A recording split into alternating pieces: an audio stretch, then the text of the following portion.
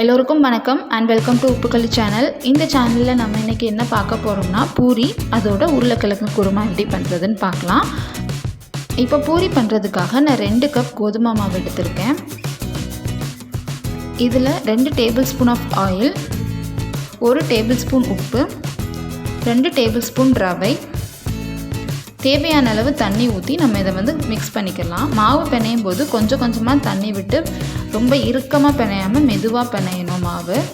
அதே மாதிரி ரவை 2 டேபிள் ஸ்பூன் அதுக்கு மேலே போட்டோம்னா மாவு இறுகிடும். அதனால ரவையும் கம்மியாக தான் போடணும். இப்போ நான் கொஞ்சம் கொஞ்சமாக தண்ணி ஊற்றி இந்த மாவை பிணைஞ்சி எடுத்துக்கிறேன். அவ்வளோதான், மாவு பிணைச்சிட்டேன். இப்போ நான் விரலை விட்டேன்னா அதில் மாவு ஒட்டலை. ஸோ இது கரெக்ட் கன்சிஸ்டன்சியில் இருக்குது. இதை நான் ஒரு துணி போட்டு ஒரு 30 நிமிஷம் ஊற விட்டுறேன். இப்போ மாவில் கொஞ்சோண்டு சின்னதாக பால் சைஸில் எடுத்துகிட்டு நான் பூரி தேய்க்கிறேன். இல்லை ரொம்ப திக்காகவும் இல்லாமல் தின்னாகவும் இல்லாமல் தேய்ச்சிக்கிறணும்.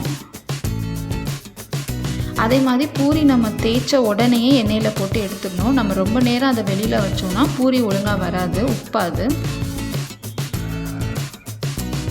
பூரி தின்னா தேய்ச்சாலும் ஒழுங்காக வராது, திக்காக தேய்ச்சாலும் பூரி உப்பாது.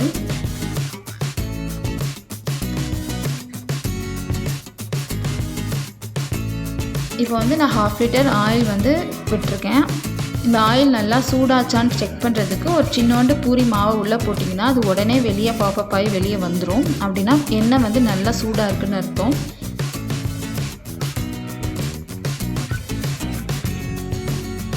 அதே மாதிரி எண்ணெய் கம்மியாக ஊற்றிட்டு நம்ம பூரி சுட்டாலும் பூரி ஒழுங்காக வராது.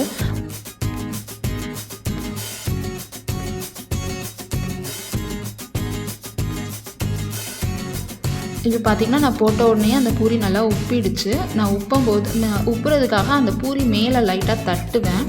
அதே மாதிரி அதை திருப்பி விட்டுட்டு அந்த ஆயிலை நம்ம அது மேலே தெளித்து விடணும். கலர் கரெக்டாக வந்தோன்னா நம்ம பூரியை எடுத்துடலாம். பார்த்திங்கன்னா மேலே நல்லா தட்டி விடுறேன். தட்டினோன்னு பூரி உப்பிடும். இப்போ நான் அதை பெரட்டி விட்டுட்டு ஆயில் அது மேலே ஸ்ப்ளாட்டர் பண்ணுறேன். அவ்வளோதாங்க, பூரி ரெடி ஆகிடுச்சு.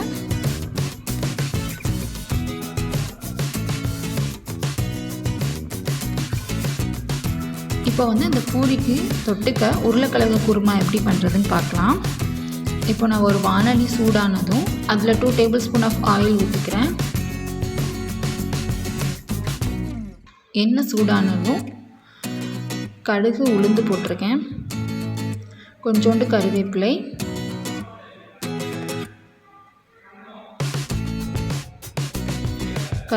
கடுகு நல்லா பொரிஞ்சதும் இதில் நான் ஒரு 4 வெங்காயம் நான் ஸ்லைஸ் பண்ணியிருக்கேன். அதை ஆட் பண்ணி நல்லா வதக்கிக்கலாம். இந்த ஆனியன் நல்லா கோல்டன் ப்ரௌன் வர அளவுக்கு வதக்கிக்கலாம்.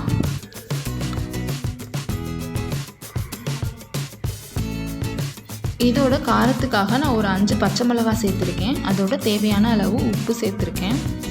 நம்ம இதில் மிளகாப்பொடி ரொம்ப கம்மியாக போடுறதுனால நான் பச்சை மிளகாய் காரம் தான் இதில் சேர்த்துருக்கேன்.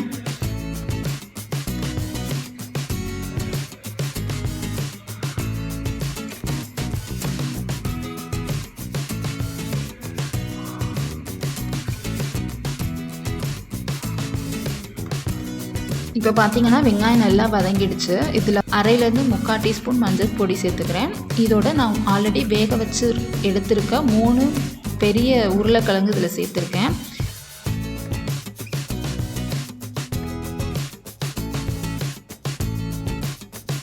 அப்புறம் தேவையான அளவு தண்ணி ஊற்றி இதை நல்லா கிளறி விட்டுக்கிறலாம்.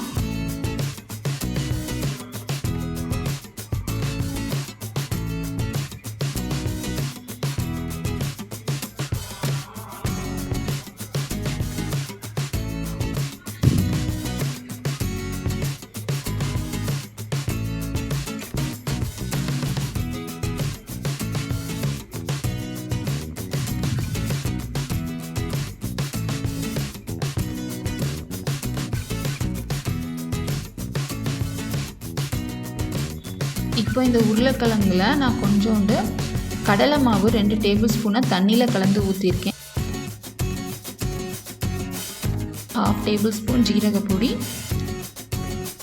1/4 டேபிள் ஸ்பூன் மிளகாய்த்தூள். இதை போட்டு நல்லா கிளறி விட்டுறேன்.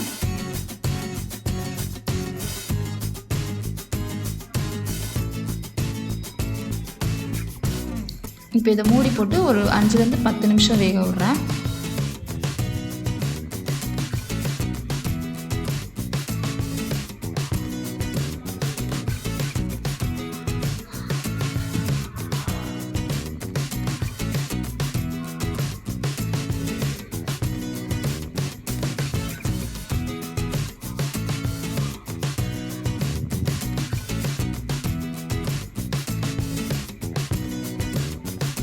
அவ்வளோதான், உருளைக்கிழங்கு குருமா ரெடி ஆகிடுச்சு.